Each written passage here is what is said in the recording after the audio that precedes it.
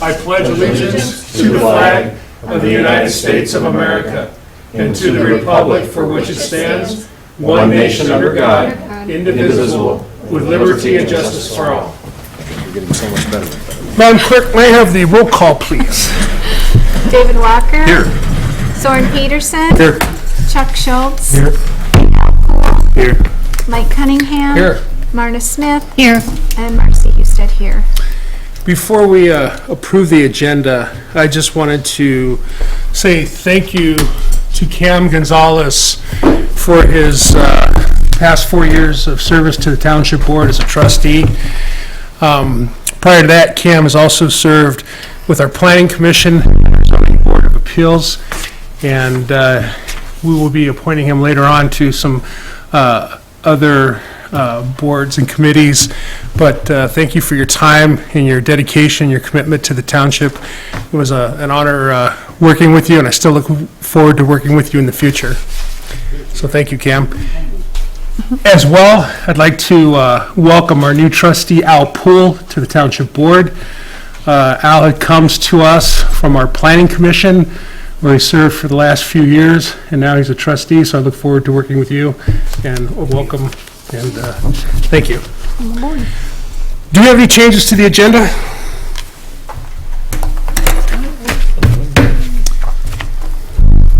Okay, so I'll take a motion. So moved.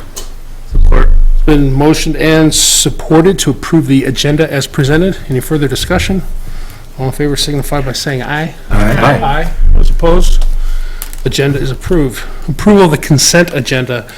The regular board meeting minutes from November 1st, 2016, the treasurer's reports, and the clerk's warrants and bills. So moved. Second. Been motioned and supported to approve the consent agenda as presented. Any further discussion? All in favor signify by saying aye. Aye. Those opposed? Consent agenda has been approved. Next item is communications. The Planning Commission approved meeting minutes from October 11th, 2016. Planning Commission meeting synopsis from November 3rd, 2016, excuse me. The Livingston County Sheriff's report from October 2016, and the Fire Service report ending October 2016. So moved. Support. Been motion and supported to receive and place communications 1 through 4 on file. All in favor signify by saying aye. Aye. Aye. Those opposed? That motion carries. Thank you for the key, by the way. Thank you for the key. Oh, the that was key provided codes so for that the sheriff's report, yeah. Oh, okay. You're welcome. Public remarks. This is the opportunity for anybody to make any comments or remarks or things that we have none. We'll move into unfinished business. Item number 1 is discussion about insurance coverage for liability of data breach of computerized database. And this was due to, we're going to be having the computerized tax roll. And the question came up about where does our liability lie with a data breach? So I spoke with Burnham and Flowers as our current carrier for insurance liability.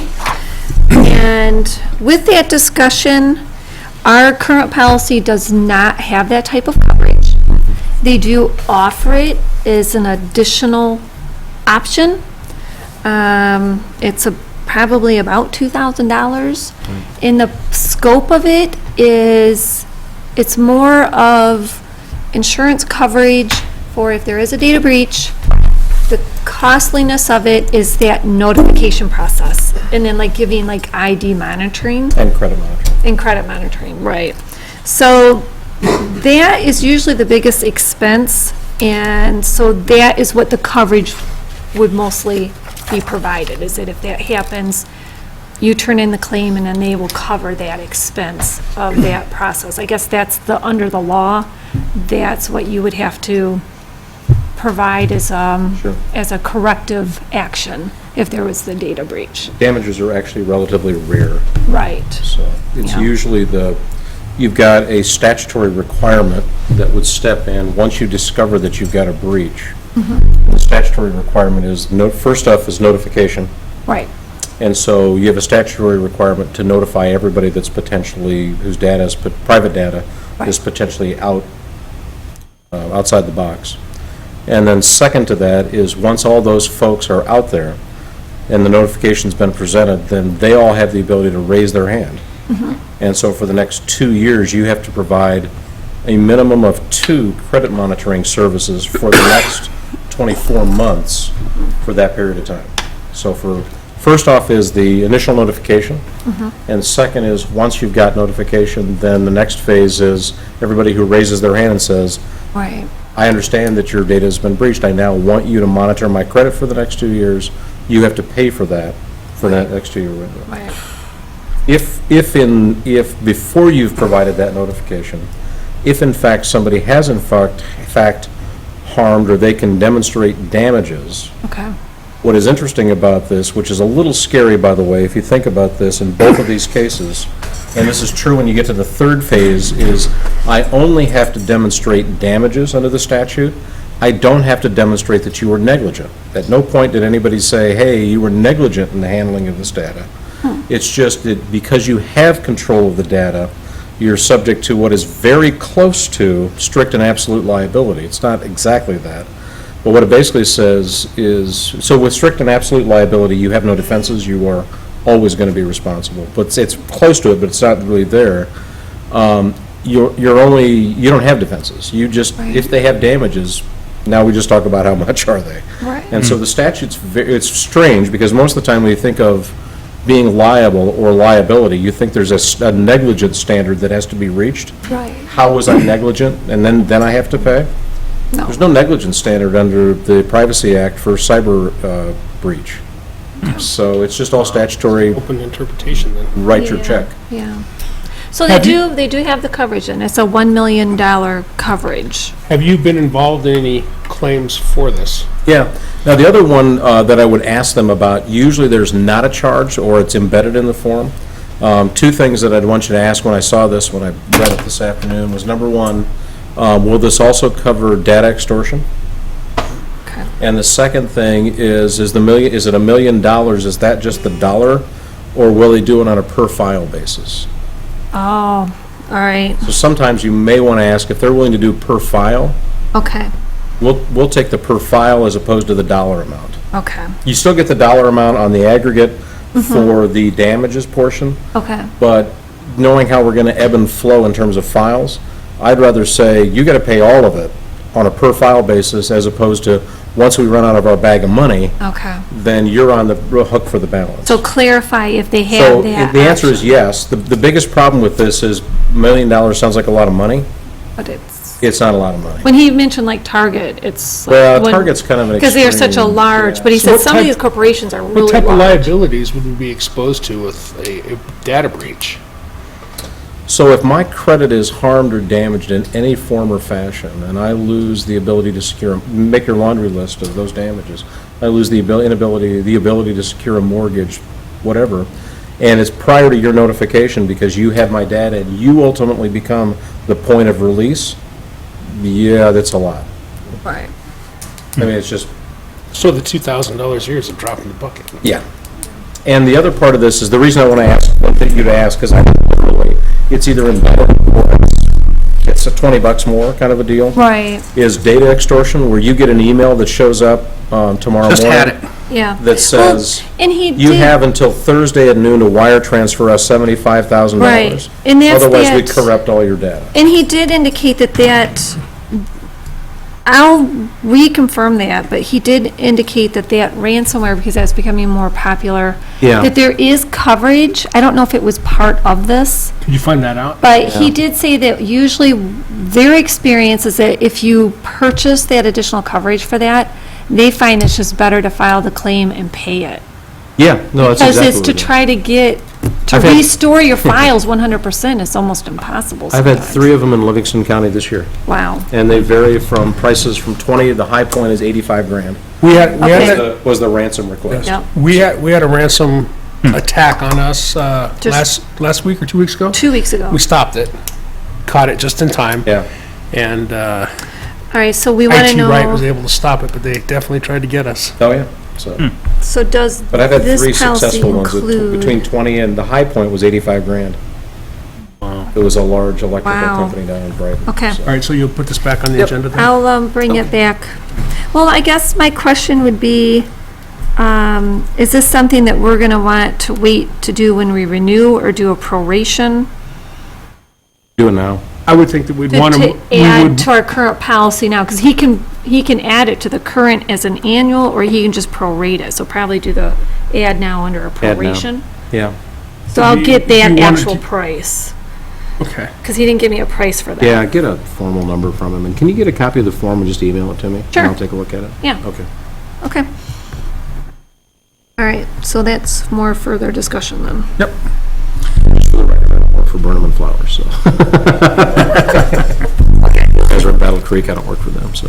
All right. Okay, so we're done with unfinished business. We're moving on to new business, request of the Severance boundary realignment. This was here once before. There were some parts that were missing. All the terms and conditions have been met. Is there anything from No. planning commission? Everything's together now. I think we're ready to go on this. I would move that we approve. Support. Been motioned and supported to approve the request of the Severance boundary alignment. Any further discussion? All in favor signify by saying aye. Aye. Those opposed? Is anybody here from Severance? No? Okay. So we'll contact them and let them know what to do. So that's been approved. Next is item number 2. It's the status of our HVAC system and explanation of the quote from Macklin Mechanical. We have Wayne Macklin, the owner of Macklin Mechanical, here tonight to talk to us a little bit about the status of our system and explain his quote to us. And thank you for coming. Thanks for having me. Appreciate it. Back in September, Mike called me too. I think the initial call was to, hey, can we do some air balancing? So I came out and looked around, realizing, I didn't know at the time, but realizing it's kind of been a hodgepodge of, you know, didn't realize what I was walking into. No. So We noticed that your recommendation wasn't just to scrap the building, so. No, but, so there was a couple things you can do to balance. It's hard to walk into an existing building where really there's no mechanical prints. I don't know the design intent.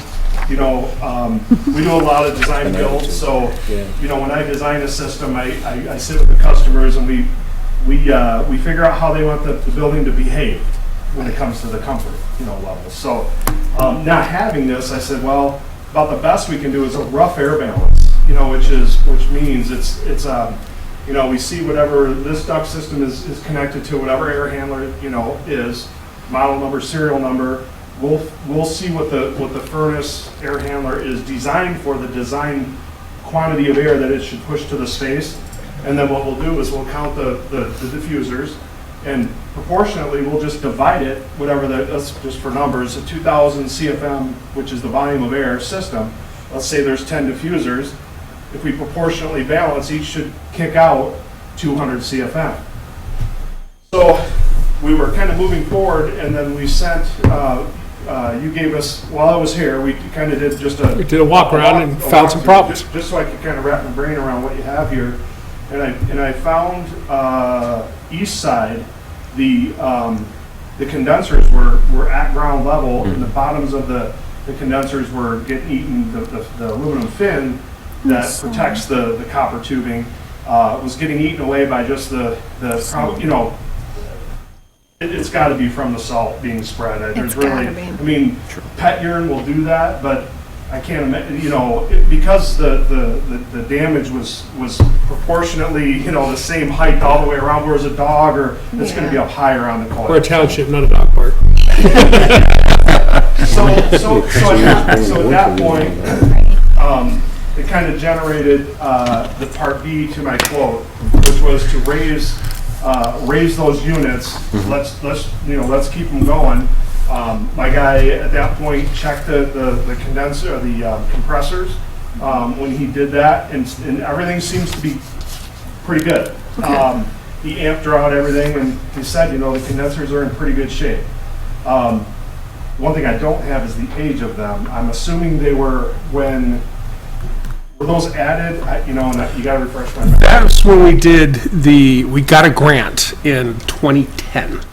Because I thought you said there were 6 to 8 years, something. Yeah, and we upgraded our furnaces and our AC units for an energy efficiency grant that came from the federal government. We also did lighting and windows with that. Okay. So that was all federal grant money that updated all that. And it So was done in 6 years 2010. old.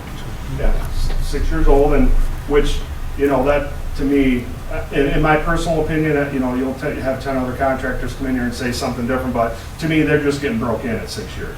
Okay. That's my personal opinion. If they've been, you know, taken care of once a year, maybe did some cleaning, blow them out, check them, you know, make sure the refrigerant levels are good. We'll, you know, every other year, we'll test the refrigerant, see if there's any, you know, any kind of burning going on, or, you know, you know, signs that the compressors are starting to go. So at that point, when we came over to do that, I said, hey, I'm gonna send an extra guy over, let's do you know, let's tag team it. You know, we're here, let's do the balance. Well, I believe my son Riley came and we intended to do that, but then we realized when we got up in the ceiling, there was a bunch of dampers, a lot of just open runs where there's no dampers broke. There's repairs that need to be done because those dampers, you know, if you were designing this perfectly, you know, you see this diffuser, that should have a butterfly damper in it, but back, you know, that is connected off of the main trunk system from, you know, a flex duct or an individual duct.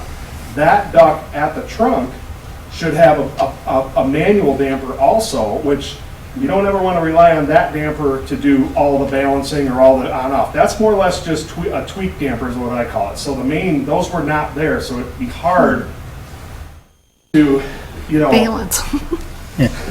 balance it. Every quarter. So now I do know that Riley, I believe, owes you a quote to add dampers and that, but Yes. again, I'm here to say, you know, there is that point of spending good money after bad too, you know, so I'm here to say, what do we, you know, if we can take that next step, I can get you that number. It's a few $100s to add dampers, it's not thousands of dollars, but it is an additional cost. So that kind of, for the moment, for the balancing, but the, you know, raising the AC units went well.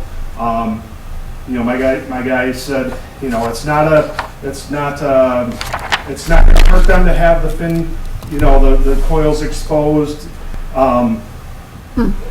It's not great, it's not ideal by any means, but I don't believe it warranted replacing them. Okay. That's my personal opinion. Okay.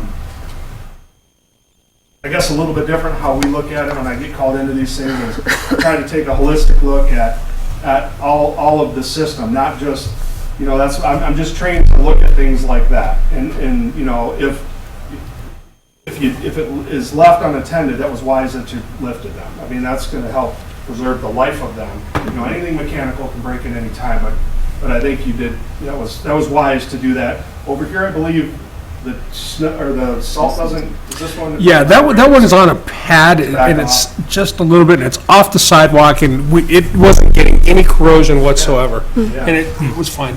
Sure, and so, right, we didn't really didn't need to do anything.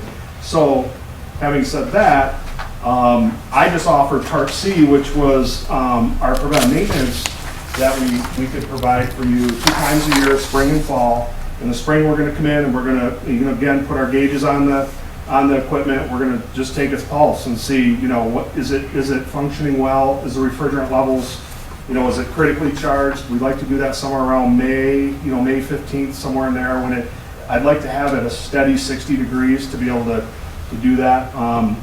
And then coil cleaning, if we see it needs to be cleaned, we'll clean the coils at that point.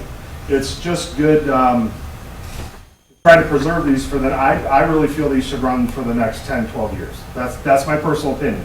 Some guys will say, oh, they're damages. I don't believe that, because the only issue we have to worry about with these is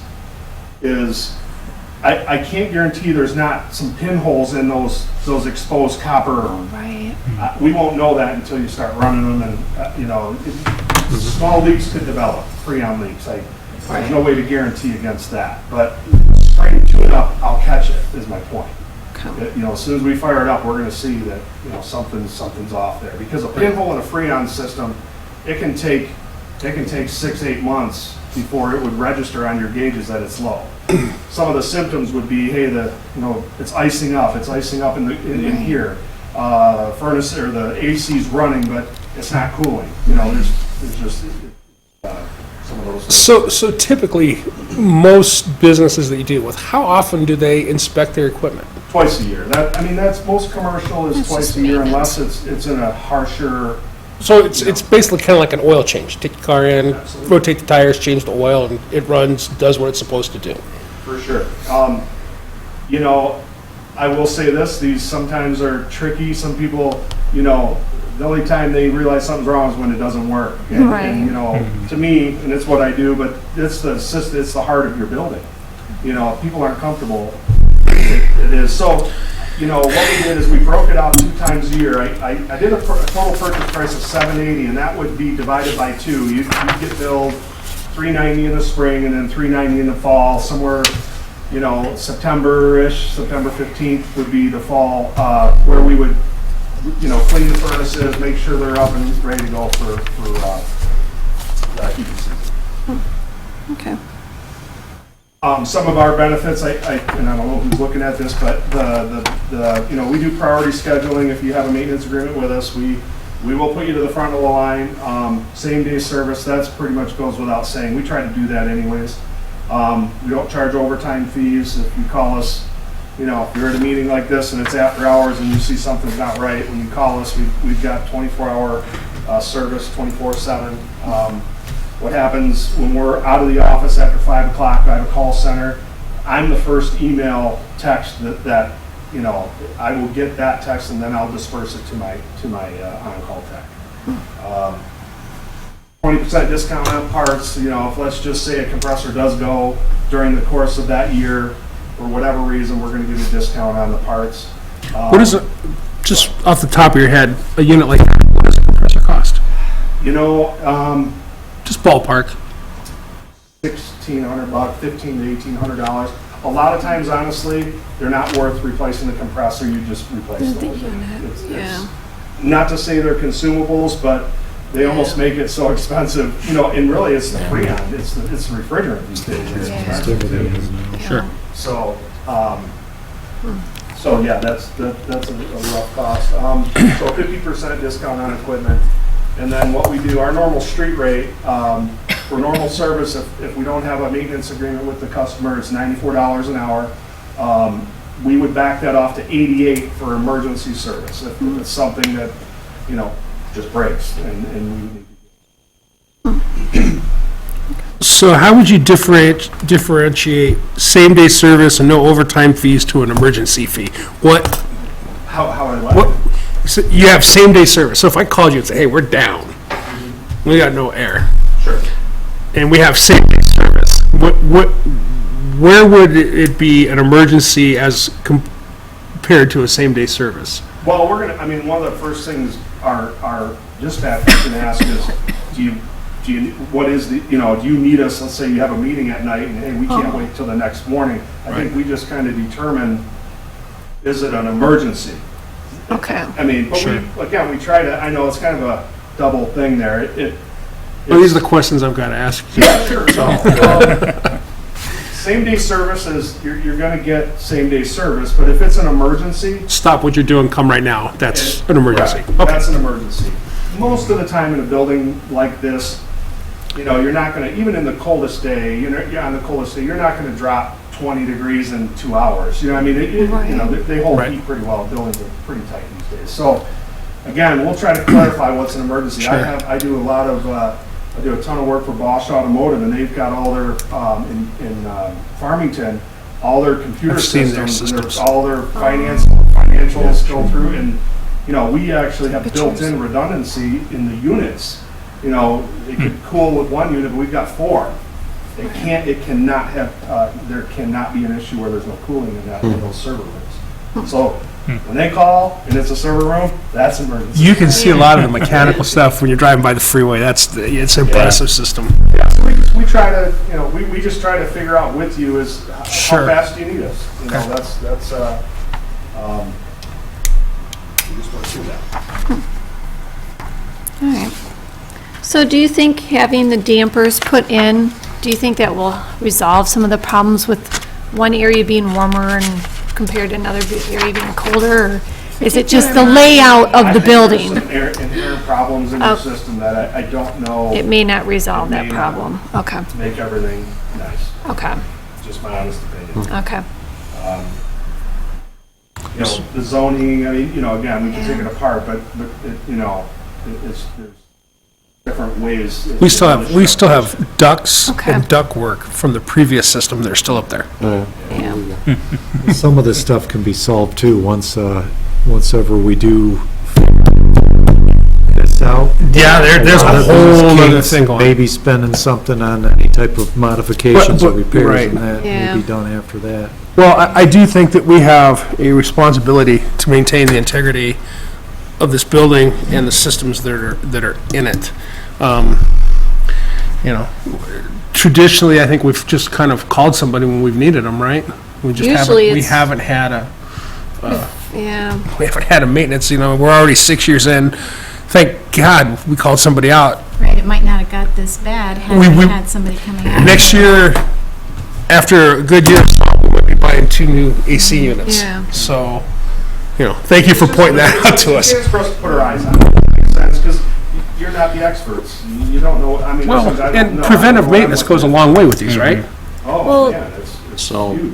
So I'm a big fan of preventative maintenance. Any buildings that we own are all on a 6-month or a quarterly, depending on the square footage, preventative and maintenance schedule. So- As far as being on the scale, I didn't mean to cut you Yeah, off, sure did did. I? Did you want to say something else? Yeah, but I did have a question, but go ahead.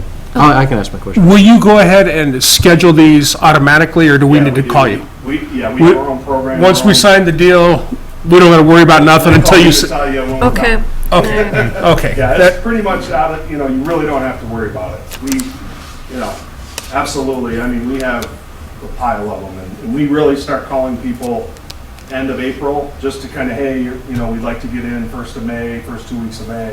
It's a very busy time for us, you know, to get these. I don't like to get them past June 1st on the For cooling, heat, you know. yeah. I'd really like to have them done in May. And then again in September. I really don't like to have them in October. There's times we get super cold weather in October. We do that. That's our goal every year is May and October or something. Okay. Go ahead, Dave, I'm sorry. So, and if I'm asking you a really crazy question, I'm not a handy guy, I'm not a handyman, I'm a contract guy, so I don't do my own handyman work, meaning that, you know, a hammer has too many moving parts for me, so. So you said that the coils, there's erosion of the cooling coils now because they're exposed, right? There's the condenser coil Yeah, is a series of copper Yep. tubes, okay? And then on the outside are the aluminum fin tubes. That helps direct the air, the surface area of the air getting drawn through it. I understand that. So the bottom 6 inches maybe, Mike, I don't Is know. corroded? You've got a coil that's this tall. Okay. And really about the first 6 inches or so, 4 to 6 inches maybe. Is like corroded away. It's Literally gone. is gone. The didn't bring my aluminum bolt fin tubes are gone. So there's my question. So my question is there some way, form, or fashion to repair, reseal that, number one?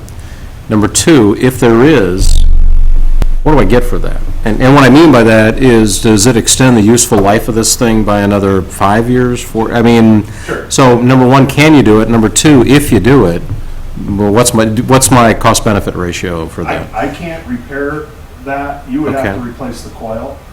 You'd have to replace the whole coil. Like really to be Oh, you able would, to, okay. it's impossible. So there's no way to seal it once it's been corroded to the point that It's it's, not a leak. yeah, It's basically the aluminum, you know your radiator on your car? Yep. Yeah. You've got the aluminum, you got the. Yeah. The fins. Slats, yeah. That's exactly what it looks like, but picture if you looked under your car and you saw 3-4 inches of all that Fins gone. aluminum fin gone. But Missing. you still see you still see the piping that's hooked to. right. Because the Freon, the refrigerant goes through that piping in a condenser. The gas Freon goes in as a vapor But as it draws air through it, and you know, you put your hand, you feel the hot air, it's drawing air through, and what happens, the refrigerant's changing state in that condenser Yeah. coil. So it comes out a high-pressure liquid, subcooled as cold. Okay. So it's a pH changer in a sense. Well, and one of the things that we did when we lifted them, they were sitting flush mount on a pad. So we built a concrete pad, and now we've had some unistrut that was stuck underneath. So now you've got, 2 inches of lift of the unit from the ground where it wasn't before. So I don't know if that helps that situation or not. Sure. You know, anytime, you know, in a perfect world, if this was a brand-new installation, I would have, you know, we look at that and say, okay, where are you going to salt, where you know, those are the questions that we ask on the design-build phase of it. So anytime, I always elevate. If something has to be, if a condenser has to sit close to a driveway or something like that, I always elevate. I don't know if I answered your question, the cost benefit. Well, it's what it sounds like is, it's a $2,000 fix to save a $1,600 condenser, which doesn't make a hell of a lot of sense. So. Well, I mean, if you had to, you know, to replace one completely is Right. about $3,100. But if you've got 2 major components in that unit, you've got the coil Right. and you have the compressor. Both of those are $1,600 to $2,000. That's why I say they're almost consumable. If you have to replace one of those, you're better off buying a $3,100 brand new condenser unit, air conditioning unit with a warranty. Life out of it. But from a practical standpoint, there's just not a way to redo that shield. Is that what you're saying? You'd have to It's been replace the whole damaged coil. and, yeah. I have a question. I'm in the back corner office, and it's either very cold or very hot in there, and it sounds like there's old air ducts in the ceiling that aren't connected to anything.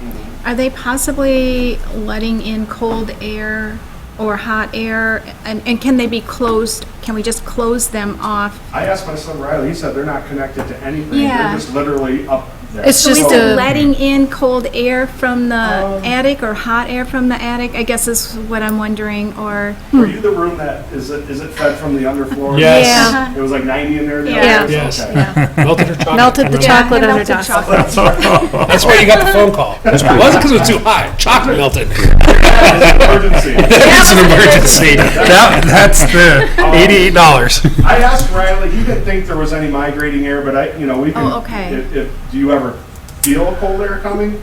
You really, I wouldn't think you would. It's just but- plain cold in Yeah, there. I don't, it Without doesn't my- feel like my there's space colder. heater, I Yeah. don't feel cold air coming in. It's just cold. Cold. If Yeah. I don't turn a space heater on, I can't function. Block wall with I have- R3 value rated Yeah, you insulation. need to It's just- chain manage that. Ooh, You're it's on the really- north side of the building and. When I walk yeah. in and say it's cold, it's cold. Yeah. You know, if you, let's just say you gutted this building and said, Wayne, go ahead and design a system that's gonna work, I really would probably do a hot water boiler for your perimeter, especially on that north wall. It's really hard to, bring air from here and drive it down, you're on a slab too. Right. That's, it's just naturally, Yeah. it's gonna be colder. It's it's very, perimeter with slab buildings are very difficult to really maintain a nice, even. Okay. Well, the Part C makes a lot of sense because it seems like the 4 years I've been here, We're always calling. we're always on the emergency end of it. Okay, we have no heat. Something breaks. The water, the pipe broke because we lost power and the heat's off and now this furnace doesn't work We've had anymore. issues with thermostats. We're always pipes, paying all top kinds of stuff. dollar and it's always after the fact. So we might need to focus on having a maintenance where they're checking it and catching the problem before it actually becomes an emergency call. Is there anybody here that disagrees with that? Well, here's one thing I put in there too. We do an actual 20-point inspection. We've captured new customers, disgruntled customers, because we're working on a big place in Holly, a commercial,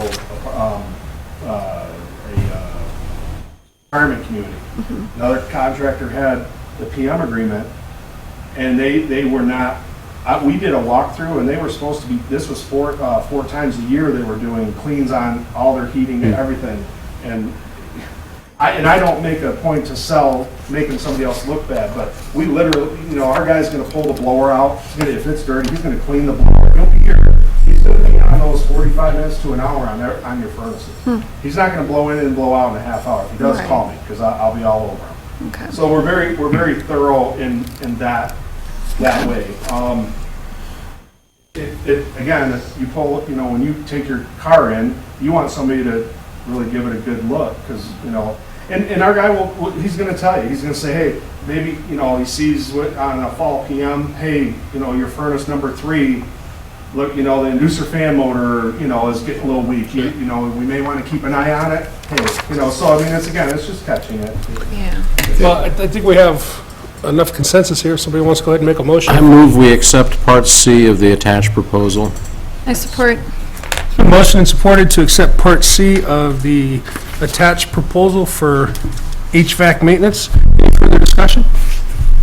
All in favor signify by saying aye. Aye. Aye. Those opposed? Motion carries. You're going to send us over something to sign? Yeah, thank you. All right. Thanks, Wayne. Thanks for showing up, and Thanks, man. Hey, that's all we need. Thank you. You're free. thank you. You can stay and enjoy the rest of the... You want to stay for the rest of the meeting? I've got a 3-year-old that I promised to build a Lego with. You can also go on YouTube. You can also go on YouTube and see the highlights too. It's pretty Thank you very exciting right much. after this. so. Thank you. Okay, now back to the agenda. Item number 3, appointment of planning commission member and ex officio member to the planning commission. As you know, Cam was our ex officio officer, and Al was on the planning commission. We are just going to do a swap. So Cam's going to the planning commission, and Al would like to be the ex officio number. So I'm going to actually need probably, what do you need, an individual motion for each one? Yeah. I think so. And does this have to be a resolution, Terry, or can it just be a motion? Can be one motion. One motion for It both? does not have to be a resolution. Okay, do you need a roll call vote? Okay, So moved. so, there we go. Support. It's been motioned and supported to appoint Cam Gonzalez to the planning commission and Al Poole as our ex officio officer to the planning commission for the township board. Any further discussion? All in favor signify by saying aye. Aye. Aye. Those opposed? Cam will be let me double check here. 2 years? It should be a 3-year term, and it's gonna, we would start it today, and he would expire on 8/31/19. Oh, okay. Al's will start today and go through his term unless he decides he doesn't want to do it or Right. whatever. So 8/31/19 and 11/19/20 for Al. Thank you, Terry. And going on to item number 4 is appoint Board of Review members. For several years, we've had 3 people, Eugene Rogers, Tom Lancy, and John Wise on our Board of Review. They've been doing it quite a long time, and we've been very successful with them. Residents respond well to them, works well with the assessor. I would like to reappoint them. These are 1-year terms. They would expire 12/31/17. But with the caveat is we do not have an alternate. We've had, from time to time, one of them have not been able to be here. And Cam Gonzalez has also volunteered to be an alternate, so I'd like to appoint Cam as an alternate. That would be a 1-year term expiring 12/31/17 as well. So if anybody has anything to say about that, or entertain a motion? So moved. Support. Okay, it's been motioned and supported to appoint Eugene Rogers, Tom Lancy, John Weiss, and Cam Gonzalez as an alternate to the Board of Review. Any further discussion? All in favor signify by saying aye. Aye. Aye. Those opposed? That motion carries. Thank you, Cam. Thanks, Cam. Next is number 5, request to update wireless firewall and security. IT Right does from time to time, checkups on our systems and updated technologies. And they point out that we have some wireless vulnerabilities, and made a proposal to repair and update our current system with some Cisco firewall, some appliances. It's going to be a new rack. It will help us with vulnerabilities to being hacked from the outside. The cost is $1,259. It includes a new network security firewall appliance. And it's a 10-100-1000 base gigabyte Ethernet power supply, and it's got a desktop rack mount. It has the Cisco Smart Extended Service, an SSL certificate. It also has Cisco AnyConnect Plus subscription. It's application support, and the Cisco AnyConnect Plus subscription license for 3 years, which is $275. We were just talking about being hacked and insurance and stuff. In a digital world, we either shut down our wireless connection or we defend our wireless connection. So Is that one or the other, Mike? Either a 1 year or a 3 year? This optional. yeah, one is a 1 year and one is a 3 year. So I believe the Oh, I see. price. How long has IT Right been doing this for us? Years. As long as I've been here. For us. And prior. And I tell you, they were the ones that stopped that ransomware. They said that we had enough protection that it locked it and held it, and they went in and deleted it and removed it from our system.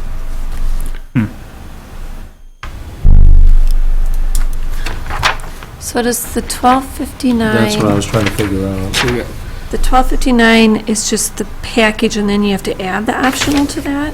Or no? 10, 12. I think it's with the 9,275. I think it's the Yep, that's it. 3-year. That's with the 3 year. So it's $12.59 with the 3 year. Okay. All right.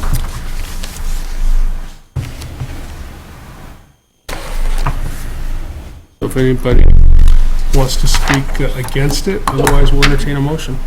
So moved with a 3-year license and subscription. Support.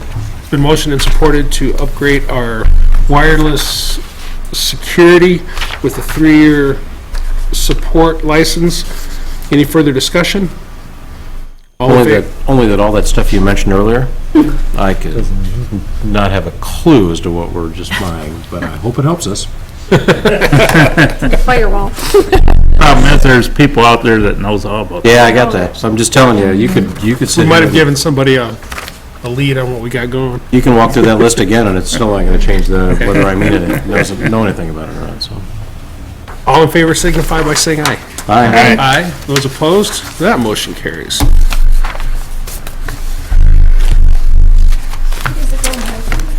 I'm sorry? Where will it be? Will it be in Bruce's office? Yeah, it'll be in Bruce's office. Count on this somewhere? Because that stuff don't. I don't know. Is there room?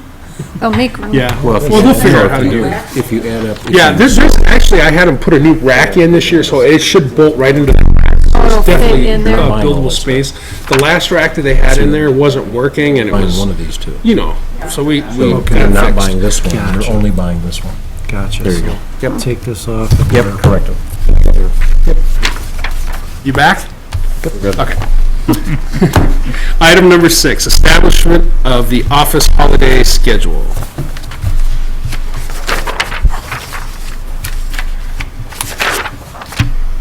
Mine's blank. It is, I wrote what I have Yeah. on mine. All I've got is a had, blank calendar, so yeah. go ahead. I had on the 22nd that we were going to observe Christmas Eve, which is a Thursday. And then the 26th, we'd observe Christmas Day. And then we opted to take the Veterans Day holiday from November on the 27th. Correct. And then we would observe New Year's Day on Monday the 2nd. That's what I have. Okay. Yep. So we'd be open the 28th and 29th of December for, Tax basically for collection. tax collections. And this is for 2017, and then we have all the other federal holidays. No, we right, have- We were, this was just, I think, to For get the us through the for the holiday schedule schedule. up to 2007, getting to the 1st of 2017. Okay, gotcha.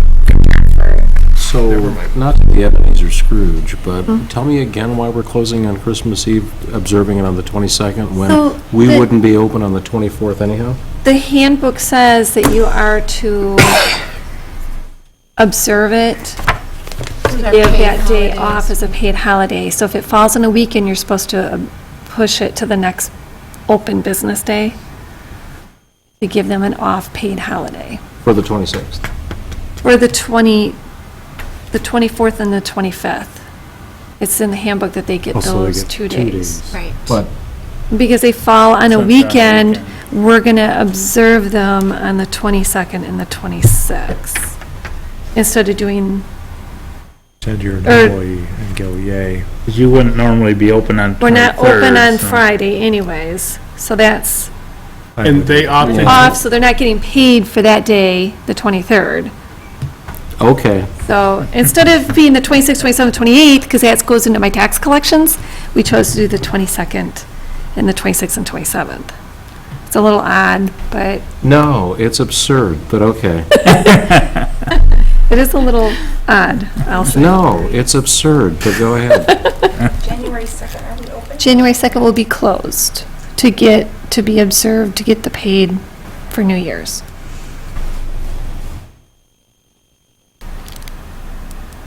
What's your office open around the holidays? Do they just get the 24th and 25th I give them the off whole day off. on The whole Christmas. day. on Sunday? So you are the Scrooge, no? We're closed on the 26th and the 2nd. Okay. Oh, okay. All right. Guess you'll not be submitting an application. Just saying. Okay. So we've established, does it have to have a motion? yeah, it does. I'll make a motion to establish the holidays. Support. It's been motioned and supported to establish the holiday schedule as presented. Any further discussion? All in favor signify by saying aye. Aye. Those opposed, motion carries. Next, item number 7 is request to opt in or out of Senate Bill number 7, health insurance provisions for the 2017-2018 fiscal year. Every year, we have to do this, as mandated by law. It basically says that they want our employees to pay 20% of their health insurance coverage, or we opt out and pay it. And based on what we have done and where we currently pay, and we have determined that, no, we're going to opt out and continue with our benefits the way they are. That makes sense. So moved. It's a resolution. Sorry, so resolved. Support. It's been resolved and supported to opt out of Senate Bill number 7. Any further discussion? Madam Clerk, may I have a roll call vote, please? Soren Peterson, Yes. Chuck Schultz, Yes. Mike Cunningham, Yes. Marna Smith, Yes. Al Poole, Yes. David Walker, Yes. and Marcy Houston, yes. The resolution passes. Next is item number 8, establish the 2017 sewer O&M rates. Okay, so the county has provided notice of the rate increases starting January 1st, 2017. It is in line with the 7-year rate analysis plan that we are working with them, so you have the fixed cost and variable cost. The county, with this plan, is creating reserves on their end for failure of infrastructure or pump stations. The goal that we have on the spreadsheet, we have kind of created this 7-year plan with theirs. At the top in the green is Livingston County's fees. And so far, they have stayed right in line with the fees that they are projecting. We make some adjustments as we go by our count of residential grinder, residential gravity, and we have our commercial. I adjust those numbers by what we currently have, and maybe make a slight estimate of where we think we might be, or we just stay very conservative. Being it's my first year working on this, I had Keith last year that helped me. I'm staying very, very conservative on I didn't even add any numbers. The 492 for residential grinder and the 55 for gravity, those were numbers from my October billing with utility billing that included all of our hook-ins with Lake Tyrone, or what is your lake? Lake Tyrone. So I felt comfortable just leaving that number as is and not adding the growth. When you go down into the yellow, the bright yellow area, these are numbers that we're going to use to reflect our fixed and variable cost. We have flow, and then the ready-to-serve grinder debt. We do have slight increases from last year. The numbers do not even come close to what the county's individual numbers are, mainly because we're trying to be fair for how we're billing commercial with the flow rate, because residents are flat rate, commercial is the flow rate. So our numbers are quite different from the way we're billing at the county. As you go farther down, you have your grinder rates and your gravity rates in the orange highlighted areas. That would be the quarterly amount, and then what the percentage for the increase is for this year. So we're looking at grinder rates to increase 3%, going from $212.89 a quarter to $219.27 a quarter. An annual amount would be $877.08 at that rate. And then you go down in gravity is a 2.42% increase. Quarterly bill is $205.63. And annual is $822.54.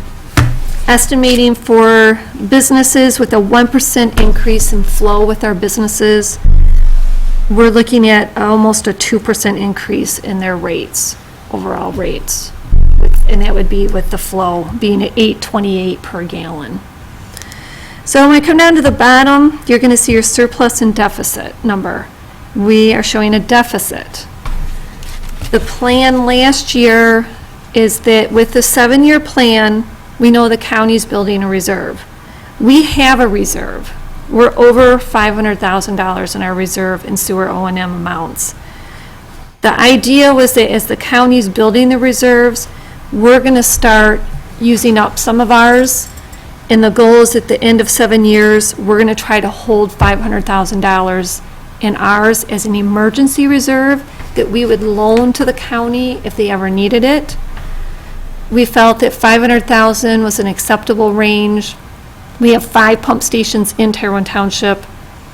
They're probably $80,000. If one goes, it'd probably be $80,000 to replace one.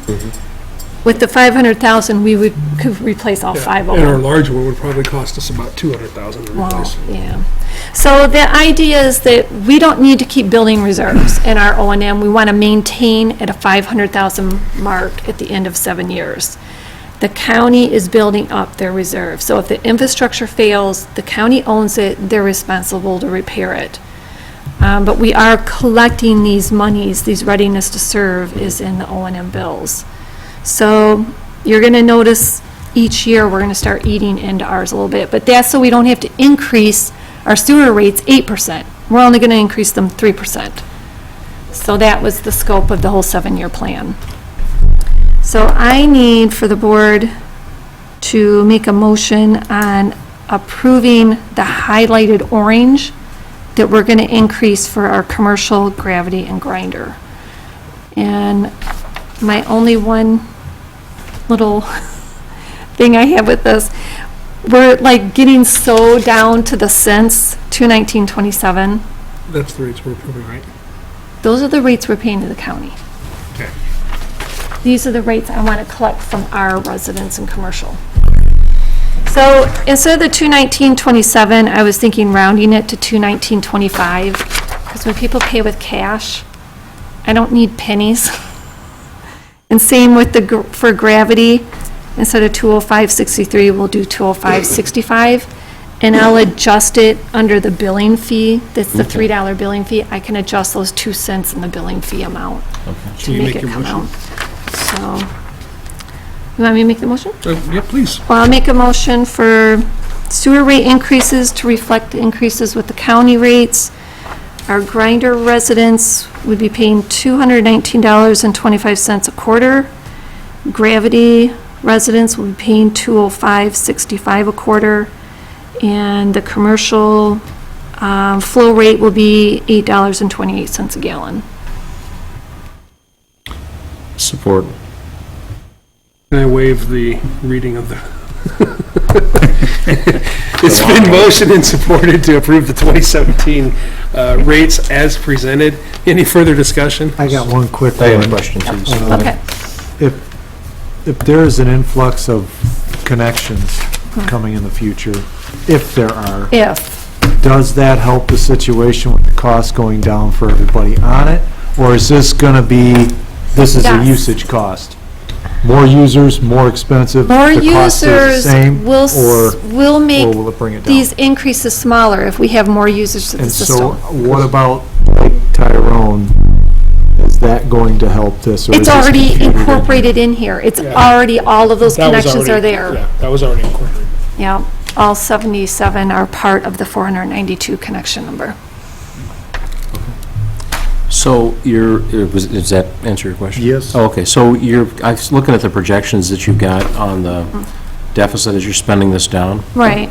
on those annual numbers. So you're saying it's around $500,000. Does this amortization schedule get us to flatline $500,000 at year 7? At year 7, under the fund balance, Yeah, where the pink's going across, the pink, those have truly happened, and as we're going, my estimates are very conservative. Okay. I'm hoping it'll be higher than the 507,000 at the end of the tenure. Okay. We had the O&M and replacement fund balances yeah, that were being budgeted as part of this as well in the budget. So the reserve, and any reserve monies at the end of the year would also go to those funds to help Okay. bolster that. okay. After this study came out, I said, I think we're doing ourselves an injustice by waiting until the end of the year. So I made a recommendation, and the Board of Public Works changed the policy every quarter that they're sending a portion of the budgeted money to those fund balances, so we start collecting more interest on them. So those things will start getting a little bit more robust than rather waiting till the end of the year to put the whole. Okay. sum of money. My only reason for asking is I'm wondering if it doesn't make more sense to be more aggressive in that. I mean, what's our potential for idea is that a because- true catastrophic failure of this system? Right. That we're going to spend that full $500,000? I mean, I think the are we idea- banking money just to bank money? I think or- the idea was to go this process a little slow at first until we got proof from the county that they were setting aside monies in reserve Okay. emergency funds. I And they I are. also don't think it's the job of the Tyrone Township to be the county's bank. Well, we approved and set policy for that, I think. Technically, No, I get we are that. the Yeah. owners of it, and Yeah. they're the operators. So, there is also a thing called an insurance policy. But I guess if money had to be liquid and be available for Yeah. $300,000 or $200,000 or $100,000 pump station, then it needs to be produced. Okay. I do know Heartland Township's in the same, they're kind of doing the same process. I actually think they are higher with their rates now than we are. Are there? Okay. Their increases have been a little higher. They've had we started doing our increases at a more We were very aggressive. aggressive in the beginning. In and 12 they and were more 13. reserved. So the last couple of years, they've really. They're playing catch up. Yeah. Okay, that's fine. Yeah. I don't like to see big reserves and loss on potential catastrophes that never occur. That's Any further discussion? okay. All in favor signify by saying aye. Aye. Those opposed, that motion carries. Next is resolution. Okay, Steve is. Sure. Do you know what the county's current reserve is? And what their goal for reserve is? We've been doing monthly meetings. I've got that on some. Yeah, we have sewer advisory meetings once a month with the Drain Commissioner's office. And they provide their budgeting, and then they do report each, it's monthly reports for each end of the month I want to where say the that the reserves O&M go. and the replacement fund balances are somewhere around I thought it was like 616,000. 580 on one and 6 on the other. Yeah. So there's about 1.2 million in reserve right now. The one area that they're having issues with is grinder pumps. They're always in a negative on the grinder pumps.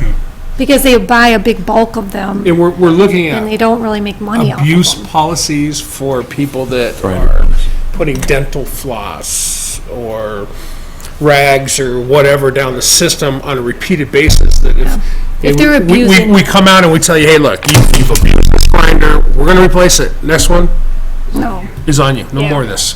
So we're working on a policy of, do we want to have a zero tolerance? If we come out and find it and charge it, we're working with the Drain Commissioner's Office, Heartland Township and us, because we have a joint system, shared system. So trying to come up with a policy, and we've met with Hamburg Township on how they do theirs. So I think that's one area where we can find a little bit of fund balance by correcting those abusers and people that want to misuse the system, pouring grease down there, they don't have a grease trap, that type of thing. So we're really Well, we working do on have good enforcement of that. connection with the Drain Commissioner's Office on it, so there's sort of a little watchdog every month on processes and So that's what we're budgets and working that, on. yeah. But the sewer system as a whole is making a vast improvement, and we're getting to the point, hopefully, where we won't be loaning general fund money to make the sewer bond payment soon, so. Item number 9, resolution to collect 2017 summer tax. Okay, this is our annual, the schools start issuing letters because they're asking us for services to collect their property taxes next year. This is an annual resolution allowing the township, between the supervisor and the treasurer, to negotiate those contracts. And the per parcel dollar amount is $3 per parcel is what we charge to the schools for collection. And we get anywhere around $15,000 to $18,000 annually in a revenue for providing that service. So we're just wanting to move forward that we will be collecting taxes for the school districts in the year 2017. Motion. So resolved. Support. It's been motioned and supported to collect the 2017 summer tax. That's for the schools, right? Yep. For the schools. Any further discussion? All in favor signify by saying aye. Aye. Oh, it's a resolution, I'm sorry. It's been resolved and supported, so it is a roll call vote. Go ahead, Marcy. Marta Smith, Yes. Al Poole, Yes. Soren Peterson, Yes.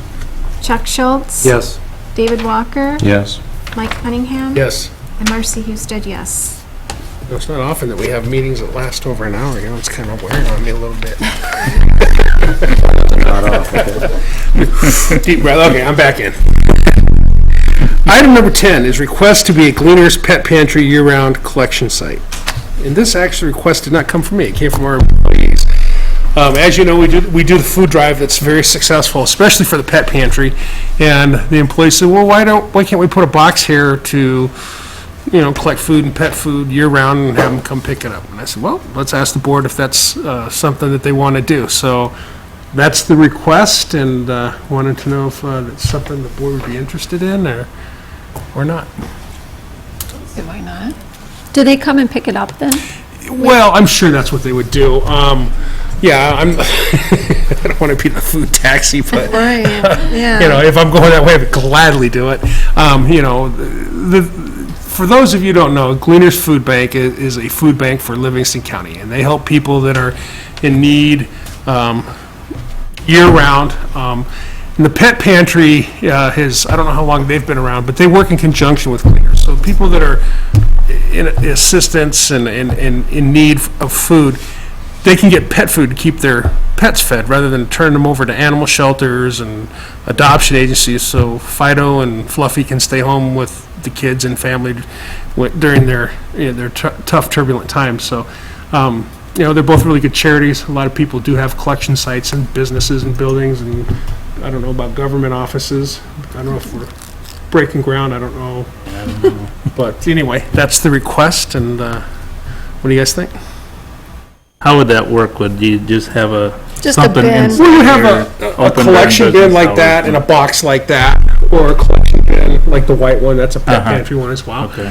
It would be somewhere probably in the entry there, and people could just Uh-huh. walk in when they drop their batteries off and make a donation. I don't know how robust, I mean, we could do it even as a temporary thing for the year and see how it works, goes, and yeah. if it doesn't Yeah. work, then we call them back and say, and if it works, then we'll talk about doing it again the next year. That'd be fine. So- I think we got the space up there for it, so. What was that, Terry? Decorated with cute animals. Needs to be decorated. I somehow believe that will happen. I have faith in that. We have Terry and Marion that Yeah. can probably work on that. And Tammy. Oh, Well, So- I don't, there's really no effort out of our part, so I don't see a problem with it at all. Okay, so I don't even think this really needs a I don't think. Let's it just would. try it. Just try it and see how it works. Yeah, I'd be more supportive if they didn't quote Immanuel Kant, but that's fine. I'd be more supportive if they wouldn't quote Immanuel Kant, but that's okay. Not a big fan of Kantian philosophy, but go ahead. Item number 11, discussion of the 2017-28 budget.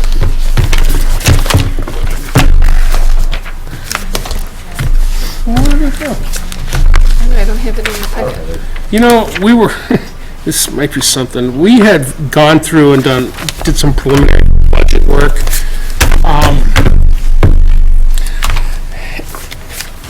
We have added,